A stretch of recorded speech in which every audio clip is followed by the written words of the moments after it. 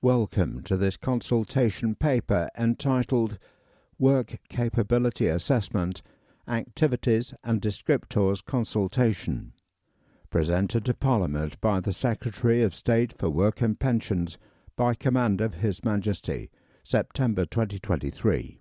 The total length of this recording is approximately 76.5 minutes. The reference number of this document is CP930. OGL. Copyright Crown Copyright 2023. This publication is licensed under the terms of the Open Government License V 3.0, except where otherwise stated. To find this license, visit national.archive.uk/doc/open-government-license/version/3. Where we have identified any third-party copyright information, you will need to obtain permission from the copyright holders concerned. This publication and online accessible formats of this publication are available at https://www.gov.uk/government/consultations/work-capability-assessment-and-descriptors. Please send any requests for other accessible formats of this publication to WCA Activities and Descriptors.consultation@dwp.gov.uk. ISBN 978-1-5286-4420-4 E029663010 09/23. Printed on paper containing 40% recycled fibre content minimum. Printed in the UK by H.H. Associates Limited on behalf of the Controller of His Majesty's Stationery Office. Contents. The contents have been track-indexed for ease of reference. Therefore, skipping forward or back on your CD player will change track accordingly. On this track, Executive Summary. Track 2, Previous Changes to the Work Capability Assessment. Track 3, Background. Track 4, Functional Descriptors, Background. Track 5, Consultation Questions, Functional Activities and Descriptors. Track 6, Non-Functional, Substantial Risk, Background. Track 7, Consultation Questions, Non-Functional, Substantial Risk. Track 8, Summary of Consultation Questions. Track 9, How to Respond to the Consultation. Track 10, Annex A, List of Previous WCA Reviews. Track 11, Annex B, WCA Functional and Non-Functional Criteria. Track 12, Annex C, Activities we are consulting on. Track 13, Annex D, Benefit Rates. Track 14, Annex E, Statistical Table. Executive Summary. 1. We are determined to have a welfare system that encourages and supports people into work while providing a vital safety net for those who need it most. 2. We know that being in suitable work is good for people's physical and mental health, well-being and financial security. However, too many disabled people and people with health conditions are stuck on incapacity benefits without the support they need to access work. 1 in 5 people who are not expected to engage in work preparation would like to work at some point in the future if the right job and support were available. Our recent white paper announced measures that reform the disability benefits system and address the barriers and work disincentives within it. We have also increased our support offer to help those who can work to move towards and into employment. This includes investing in supported employment programs, including universal support and the WorkWell pilot program. This is alongside £150 million of funding announced by the Department for Health and Social Care in January 2023 to increase mental health support. The footnote to this point reads https://www.gov.uk/government/news/mental-health-services-by-in figures 150-in words million-government-funding. The document continues, but we need to go further to facilitate work opportunities for those who are able and not exclude people from the support they are entitled to. 3. The world of work has transformed over recent years. More people today can benefit from the advantages and opportunities of flexible and home working. Working at home brings new opportunities for disabled people to manage their conditions in a more familiar and accessible environment. Employers better understand the accessibility needs of their staff and are doing more to help disabled people and people with health conditions at work. The improved understanding of mental health conditions and neurodiversity helps employers to identify opportunities to adapt their work environments for people with health conditions. 4. While working practices that support disabled people have changed significantly, the Work Capability Assessment, WCA, has not. The WCA is how we assess people's capability to work and the support they receive. The WCA activities and descriptors were last comprehensively reviewed in 2011. We regularly review whether we can make service improvements to the assessment with our supplier. However, the risk is that the descriptors and the activities that were relevant over 10 years ago no longer reflect the work that people can do. People with mobility problems or who suffer anxiety within the workplace have better access to employment opportunities due to the rise in flexible and home working. 5. The proportion of limited capability for work and work-related activity LCWRA outcomes at WCA has risen significantly since the activities and descriptors were last reviewed, from 21% in 2011 to 65% in 2022. Where people are assessed as LCWRA, they are not expected to undertake any work preparation activity and receive an additional amount of benefit. An assessment as having LCWRA should be for severe functional limitation, but its application has gone beyond this. There are 2.4 million claimants in either the Universal Credit LCWRA or ESA support group, compared with 450,000 claimants within the Universal Credit Limited Capability for Work LCW or ESA work-related activity group. 6.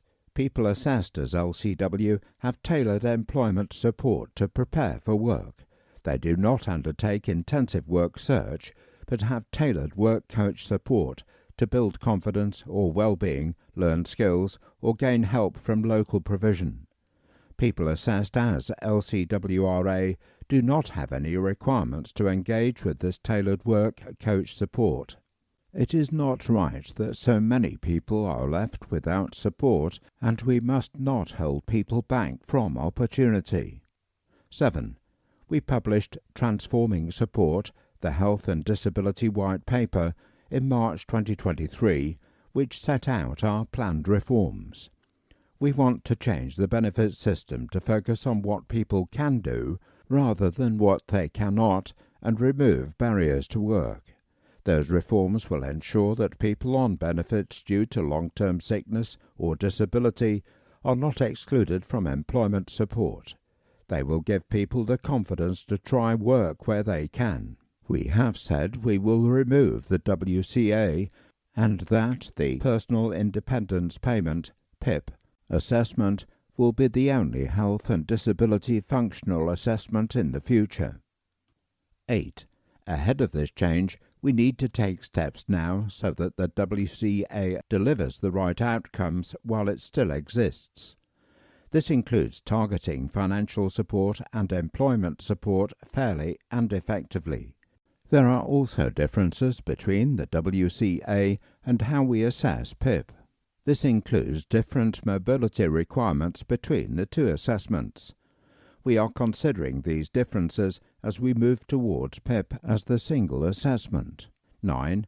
Another difference between the assessments is the substantial risk criteria, which exists in the WCA but not in PIP. Substantial risk was intended to provide a safety net for claimants. It was designed to be used where it could cause harm to the mental or physical health of claimants or others, if that claimant were found not to have either LCW or LCWRA. LCWRA substantial risk was intended to apply to a small group of claimants, but has grown as a proportion of WCA outcomes.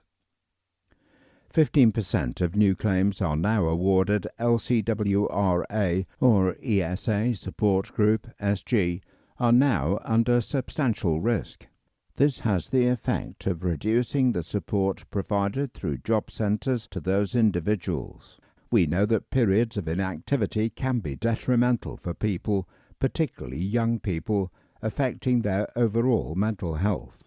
We recognise that claimants who are assessed as LCWRA for substantial risk could be vulnerable or struggling with their mental health. We need to ensure that tailored support can be provided that recognises this. 10. Through this consultation, we are seeking views on amending the activities and descriptors in the work capability assessment so that assessments reflect greater flexibility and availability of reasonable adjustments in work, particularly home working.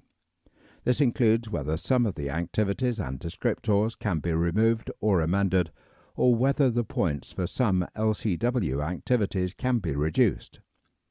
The application of risk to self or others under the Universal Credit (UC) and Employment and Support Allowance (ESA) circumstances in which a claimant is to be treated as having LCWRA. This is to ensure that people with the greatest need for help are receiving the right support. 11. The majority of the WCA assessment and activities and descriptors would remain unaffected by the changes proposed in this consultation. Those changes under consideration will therefore only impact a proportion of the overall ESA and UC health caseload.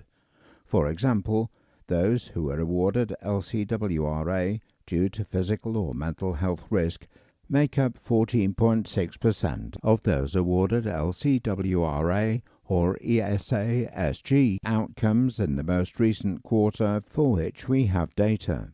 The footnote here reads October to December 2022 inclusive. Outcomes for work capability assessments across both employment and support allowance and universal credit. The document continues. The LCWRA group comprised 69.5% of outcomes in the same period.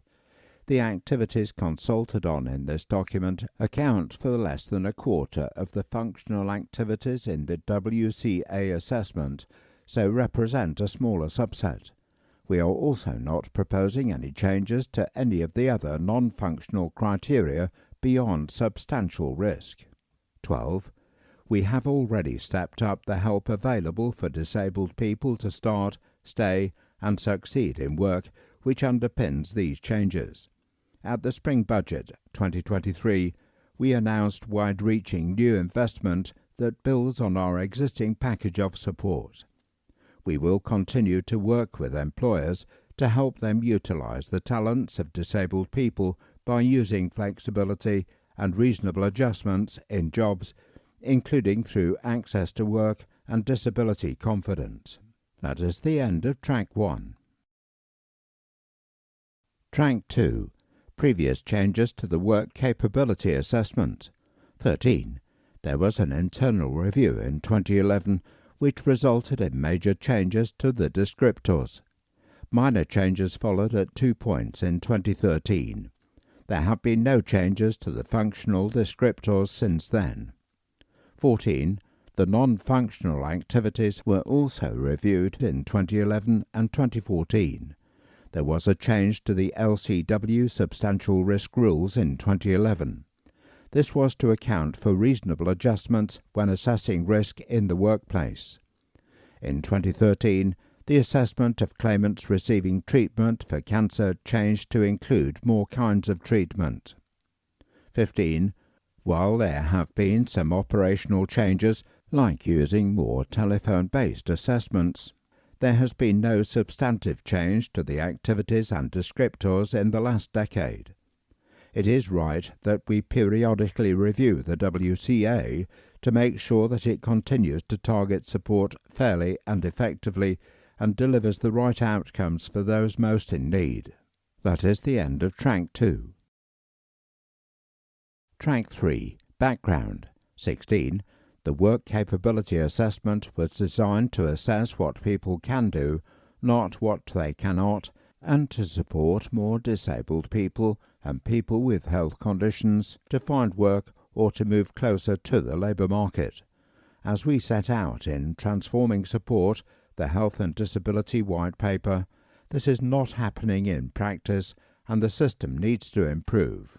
17. An increasing proportion of claimants are being found to have LCWRA.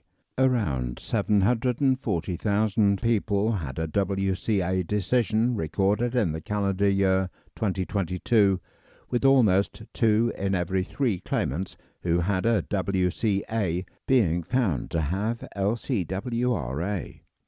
The footnote to this point reads, ESA and UC Work Capability Assessments volumes are available on stat-hippolyte.xplore.dwp.gov.uk. The document continues. Claimants found to have LCWRA have no requirements to undertake any work-related activity to progress into or towards work. As a result, they miss out on the valuable support available through work coaches in job centres and employment provision. The government is committed to ensuring that everyone has the best possible support to start, stay and succeed in work. 18. Claimants who are found LCWRA are being held back from the financial security, the ability to live independently, and the benefits to well-being that work can bring. There is also strong evidence showing that work is good for physical and mental health and well-being. Working can help promote recovery, lead to better health outcomes, reduce long-term incapacity, and promote participation in society. The footnote to this reads, Is work good for your health and well-being? Waddell and Burton, 2006, 4047 IS Work COV VN1_0 brackets publishing.service.gov.uk close brackets. The document continues. 19. The number of people who are out of work and not looking for a job or who are economically inactive due to illness and long-term health conditions is 2.6 million in 2023. This has risen since the pandemic. The footnote to this point reads, Labour Market Overview, UK, Office for National Statistics, brackets, ons.gov.uk, close brackets. The document continues, there are currently over 1 million employer vacancies in the labour market, which is holding back economic growth. The footnote to this point reads, Vacancies and Jobs in the UK, Office for National Statistics, brackets, ons.gov.uk, close brackets. The document continues. 20. The Office for Budget Responsibility, OBR, has reported that the approval rate for incapacity benefits has risen over time. In 2016 to 17, 55% of new claims for incapacity benefits were approved. In 2022 to 23, 82% of new claims were approved. Had the rate remained at 2016 to 17 levels, there would have been 670,000 fewer approved claims between 2017 and 2022.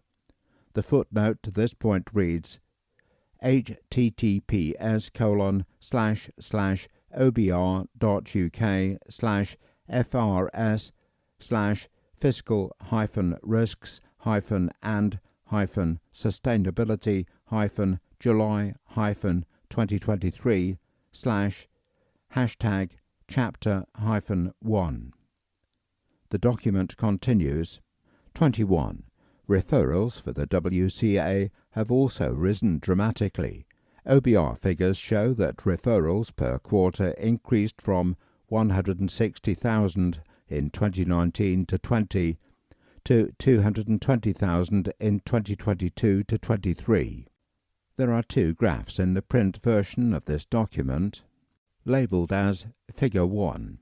Figure 1 shows the growth in numbers of people claiming incapacity benefits over time and the increasing proportion of long-term sick claiming these benefits.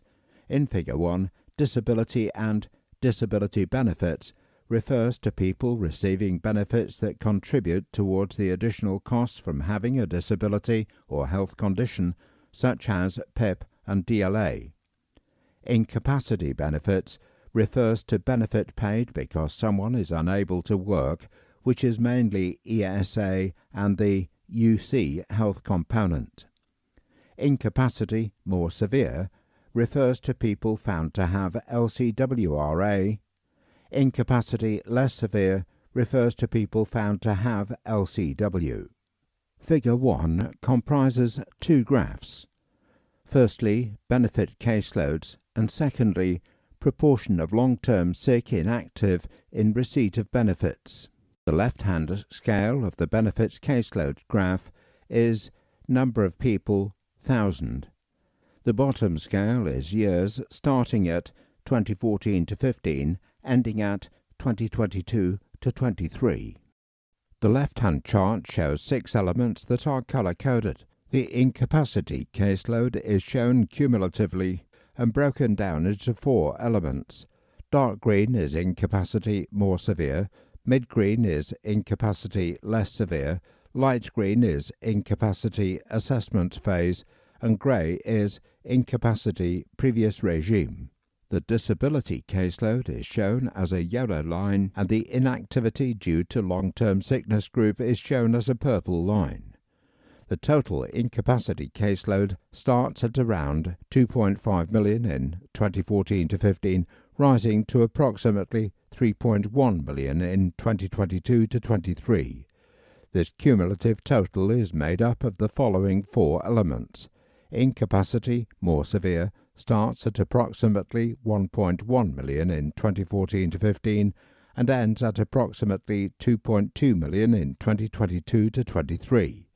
The incapacity, less severe group makes up approximately 0.5 million in 2014 to 15 and 0.4 million in 2022 to 23. The incapacity assessment phase group makes up approximately 0.6 million in 2014 to 15 and 0.4 million in 2022 to 23. The incapacity previous regime group makes up approximately 0.2 million in 2014 to 15 and declines to 0 in 2022 to 23. The disability caseload starts at approximately 1.9 million in 2014 to 15 and increases to approximately 2.4 million in 2022 to 23. The inactivity due to long-term sickness group starts at approximately 2 million in 2014 to 15 and increases to approximately 2.3 million in 2022 to 23. In the graph entitled Proportion of Long-Term Sick Inactive in Receipt of Benefits, The left-hand scale is percentage and the bottom scale is years starting at 2014 to 15 and ending at 2022 to 23. Disability benefits is a yellow line starting at approximately 55% in 2014 to 15 and ending in 2022 to 23 at approximately 62%. Incapacity benefits is represented by a green line starting in 2014 to 15 at approximately 59% and ending in 2022 to 23 at approximately 82%. Note, prior to 2019 to 20, the incapacity series use internal DWP data to split out the UC Health caseload into its different groups. There may also be some small overestimation of the incapacity series due to people being counted as claiming both ESA and UC. The share of the long-term sick inactive population on benefits is estimated using LFS data, which is scaled to total caseloads as measured in DWP's administrative data to account for some under-recording of benefit receipt in the LFS. Source: DWP, ONS, OBR analysis of unpublished LFS microdata. The document continues. 22. The Health and Disability White Paper explained our plans to legislate for the removal of the Work Capability Assessment. In future, there will only be one Health and Disability Functional Assessment, the Personal Independence Payment (PIP) assessment. This remains our intention. However, with over 700,000 people having had a WCA in 2022, and with this demand expected to continue, we cannot wait until these reforms roll out. We are consulting on making changes ahead of the White Paper reforms. Given the PIP assessment will be the only assessment used, we are also considering where the WCA can be changed to mirror the PIP assessment criteria. 23. Any potential changes will be subject to decisions reached and informed by the responses to this consultation. Any changes taken forward would need legislative change. As a result, they would not be implemented until 2025 at the earliest. That is the end of Track 3. Track 4. Functional Descriptors. Background. 24. Since the introduction of the WCA, the world of work has changed significantly. New opportunities are now available for disabled people and people with health conditions. The coronavirus pandemic accelerated the need for many employers to offer flexibility through home working. Businesses have kept and embedded these changes through hybrid and home working, but the WCA has not adapted to reflect this new way of working. 25. Data from the ONS, Office for National Statistics, says that 44% of working adults worked from home exclusively or at least some of the time each week between September 2022 and January 2023. This includes 16% of working adults working exclusively from home over a 7-day period.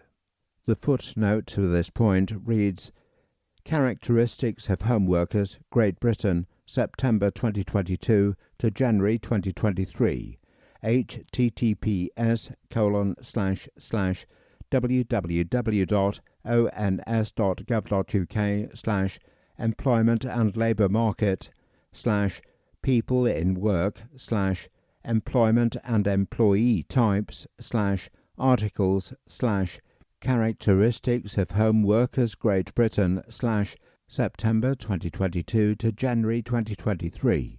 The document continues, while comparable data from before the pandemic is not available, the ONS indicate that around 12% of workers spent some or all of their working time at home in 2019. While this is not directly comparable with the 44% estimate given earlier, it does show the significant growth in hybrid and remote working. The footnote to this point reads, Characteristics of Home Workers, Great Britain, September 2022 to January 2023. https://www.ons.gov.uk/employment and labour market/people in work/employment and employee types/articles/characteristics of Home Workers Great Britain /September 2022 to January 2023. The document continues. 26. Many employers have embraced these changes and are using this flexibility to attract the talents and skills of disabled people. In April 2022, 23% of businesses said they were using or intending to use home working as a permanent business model. This varied significantly by industry. 54% of businesses in the information and communication industry reported using or intending to use increased home working. The footnote here reads, "Is hybrid working here to stay?"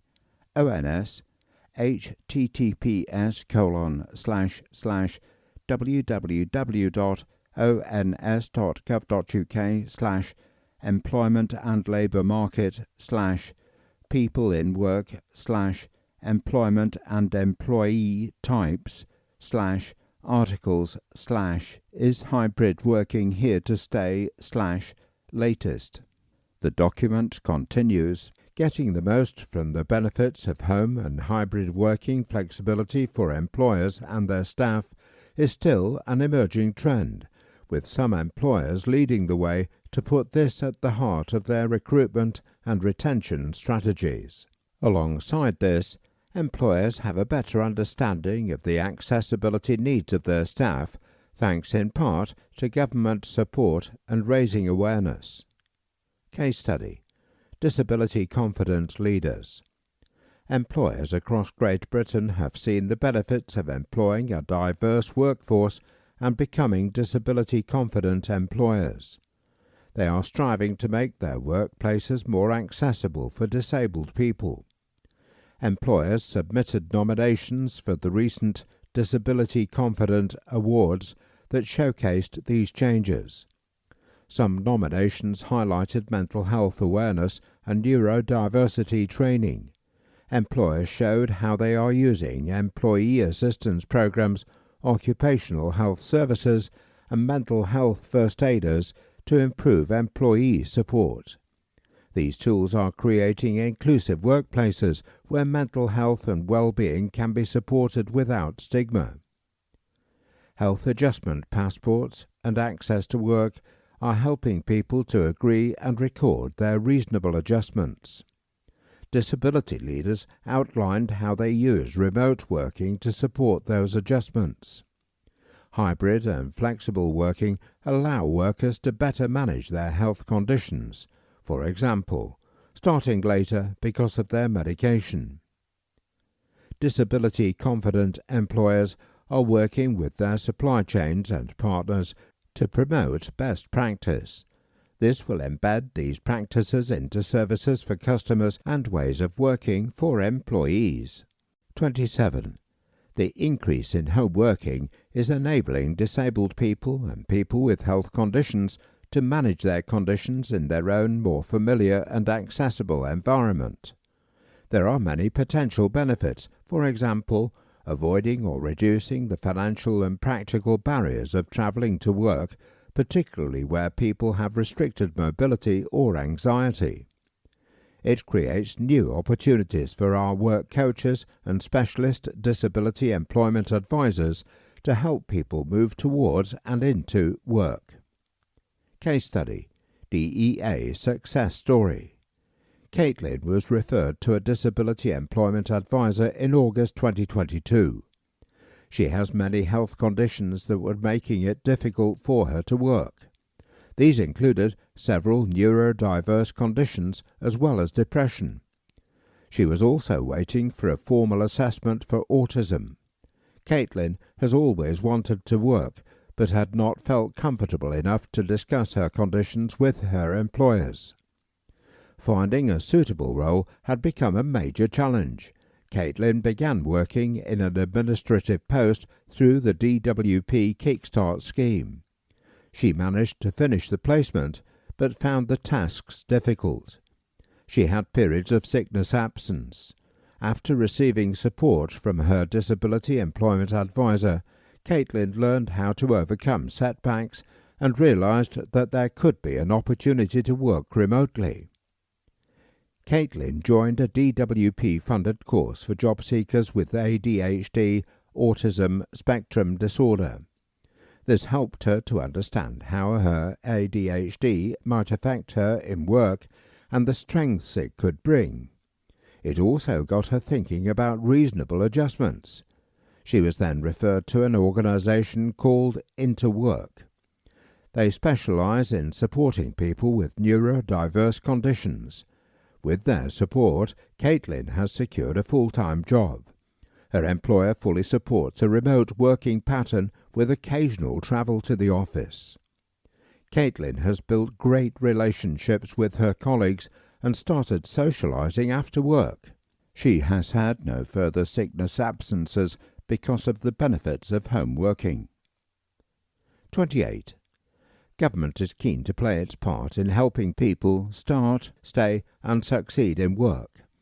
Access to work, for example, covers a wide range of interventions to overcome work-related barriers resulting from disability. This includes grants to help pay for practical support with work and tailored support to manage mental health at work. Disability Confident encourages employers to think differently about disability and take action to improve how they recruit, retain, and develop disabled people. Legislation we introduced earlier this year means, from spring 2025, workers will have the right to request flexible working from day one of a new job. Employers will need to consider any requests and give a reason before rejection. Greater use of flexibilities will benefit all workers and enhance the existing protections for disabled workers and workers with health conditions. Employers are already required to make reasonable adjustments to make sure disabled workers or those with physical or mental health conditions are not disadvantaged when doing their jobs. 29.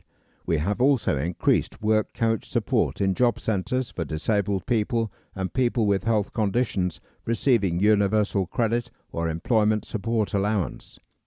Disability employment advisors in job centres offer advice and expertise on how to help disabled people and people with health conditions into work, including practical support with managing mental health at work.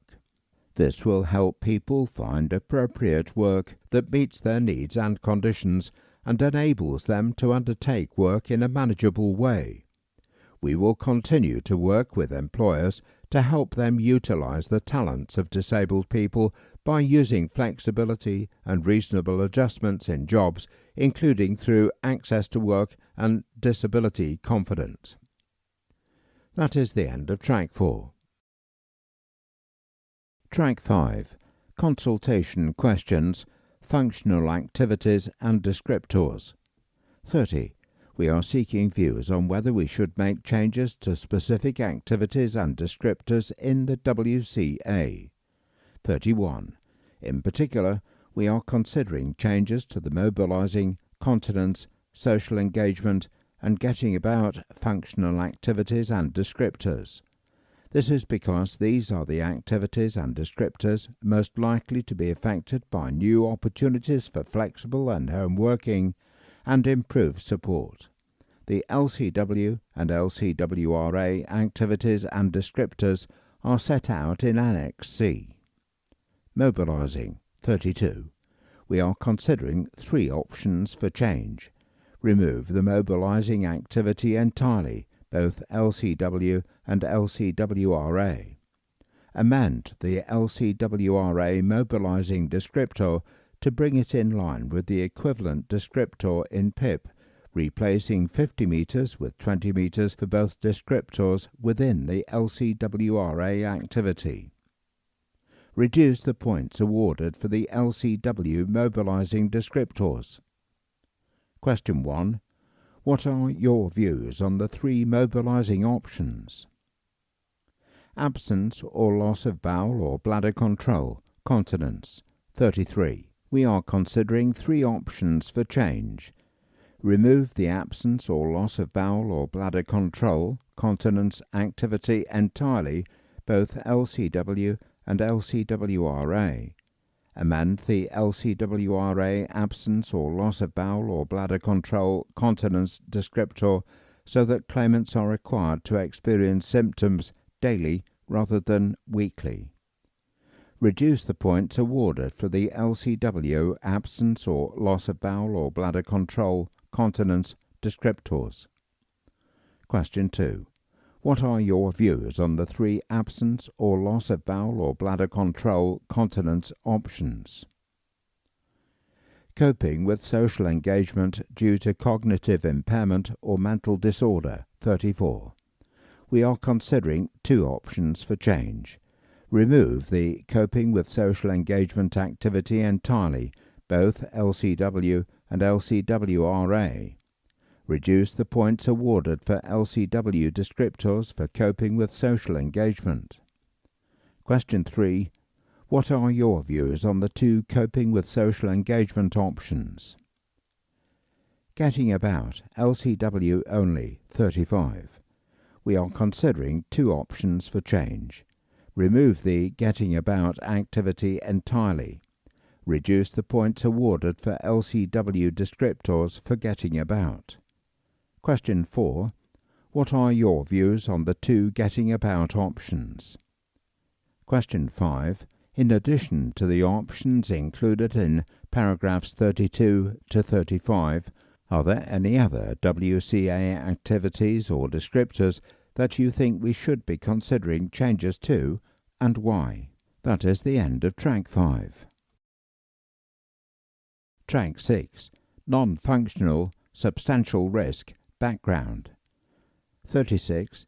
Evidence shows that, with the right support, good work can be beneficial to someone's health and act as an enabler to recovery.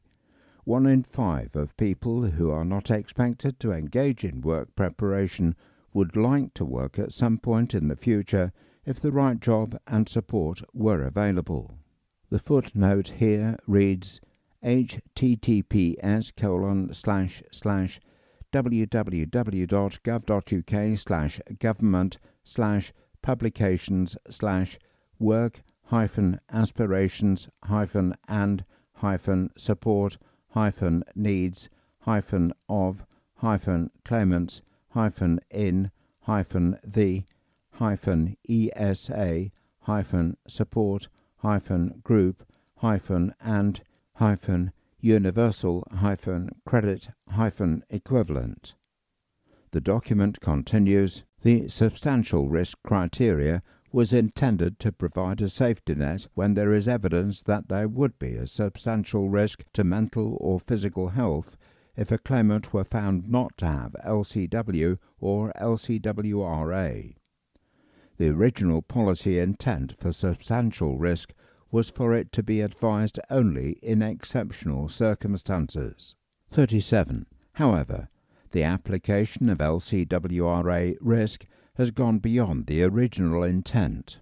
The footnote here reads https://assets.publishing.service.gov.uk/government/uploads/figures40775/wc-file/figures/fifth-independent-review-response.pdf. Pages 13 to 14. The document continues, 15% of new claims are now awarded LCWRA under substantial risk. The footnote here reads, see Annex D. The document continues, This has excluded significant numbers of people from receiving appropriate labour market support to help them to move closer to work. We recognise that individuals who are found to have LCWRA based on substantial risk could need mental health support, and we wish to provide employment support that is tailored to reflect this. There is increasing evidence to show that work can be good for mental health and well-being. Encouraging and supporting individuals to remain in or return to work can help promote recovery, lead to better health outcomes, reduce the risk of long-term incapacity, promote participation in society, and improve quality of life and well-being. The footnote here reads, "Is work good for your health and well-being?" Waddle and Burton, 2006, 4047 IS Work COV VN1_0 bracket publishing.service.gov.uk close bracket. That is the end of Track 6. Track 7. Consultation Questions. Non-functional substantial risk. 38. We are seeking views on whether we should make changes to the LCWRA substantial risk regulations, as they are no longer meeting the original intent to be applied only in exceptional circumstances, and whether this has unintended consequences for supporting claimants in their recovery, mental health, and well-being. 39.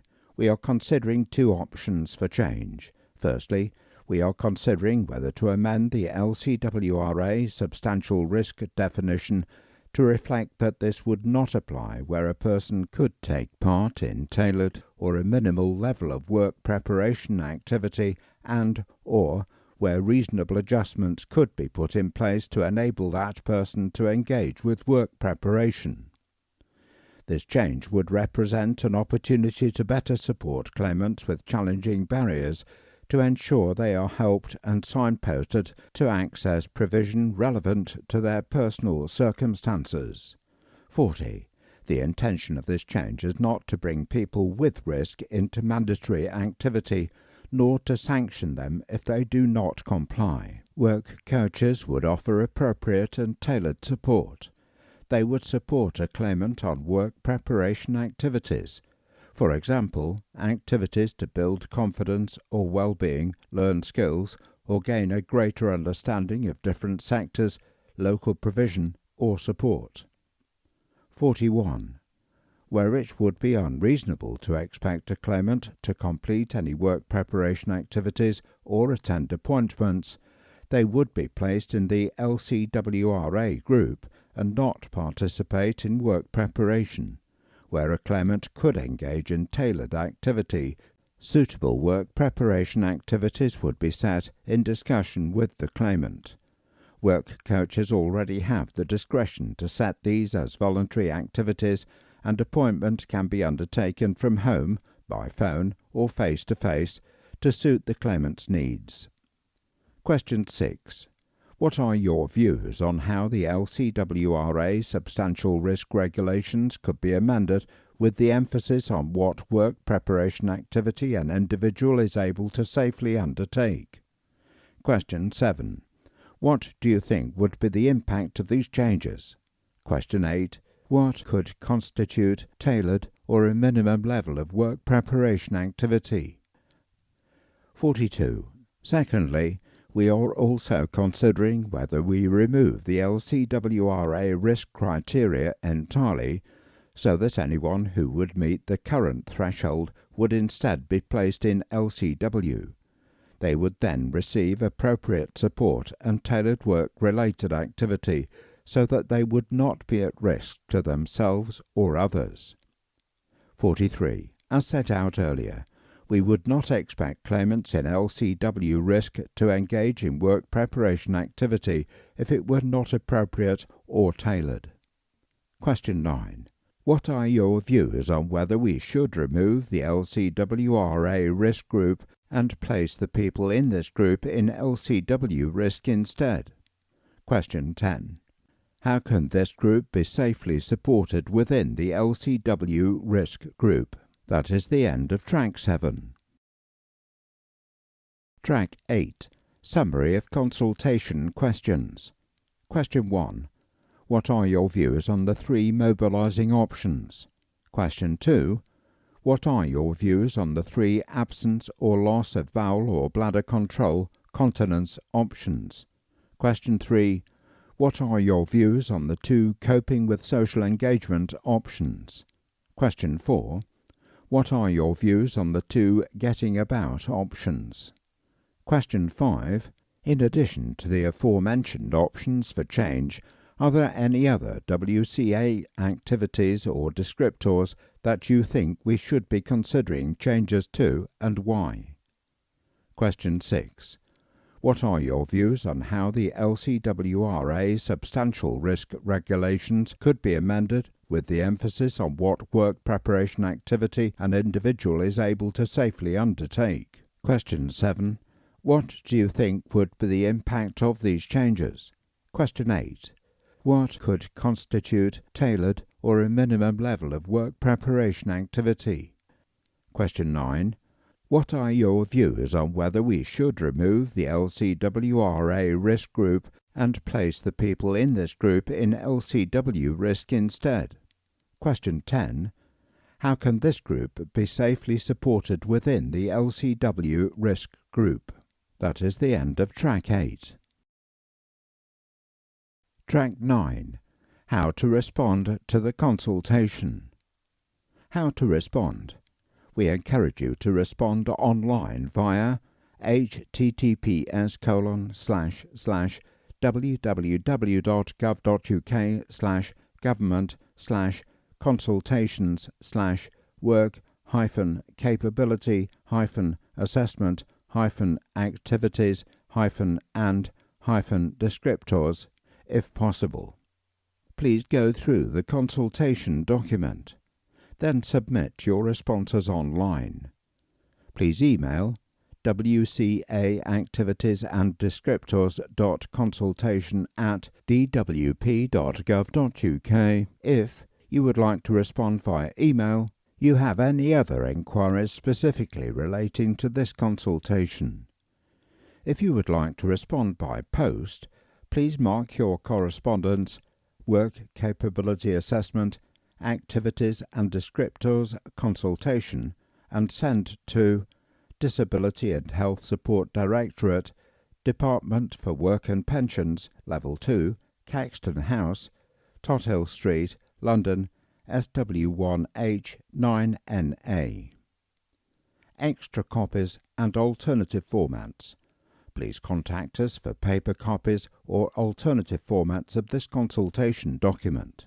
Email wcaactivities&descriptors.consultation@dwp.gov.uk.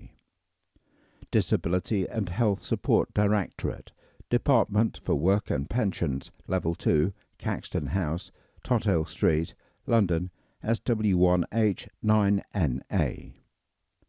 Data protection and confidentiality. Your data, including any personal data, will also be shared with a third-party provider who will carry out analysis and summarization of responses for us. An anonymized version of your response may be published in a list of responses, in a summary of responses received, and in any subsequent review reports, and may be sent to colleagues in other government departments or organizations. We may also share your personal data where required to by law, for example, in relation to a request made under the Freedom of Information Act 2000. We will remove information which could identify you, such as email addresses and telephone numbers, from these responses, but apart from this, we may publish them in full. You can leave out personal information from your response entirely if you would prefer to do so. For more information about what we do with personal data, you can go through DWP's Personal Information Charter. That is the end of Track 9.